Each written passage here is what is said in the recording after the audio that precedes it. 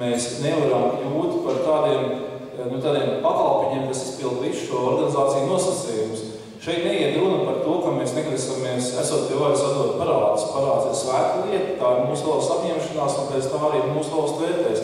Bet ļoti būtiski tas, ko Andris iesāk teikt, pārskatīšos nosacījumus, ka Valūtas fonds un Pasaules banka nevar iejaukties, teiksim, mūsu iekšējā budžeta lietā, ja mēs vienojāmies kopīgi, piemēram, par 6% deficītu.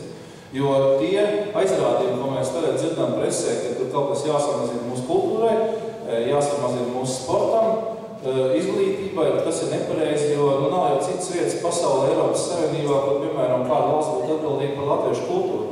Un, ja tie norādījumi tiek īstenot, un viņi jūt, ka šī valdība ir ļoti paklausīga tajā ziņā, un tas nav pareizi mūsuprāt. Un mums ir jābūt tautsājumniekiem, nevis baņķieriem tā izpratnē, kā šobrīd valdība strādā izpildot. Es esmu 4 gadus savā darbības laikā faktiski ar šiem saskāries, un tās ir viņa intereses, bet arī mūsu intereses, un mūsu intereses jāliek pirmā vietā.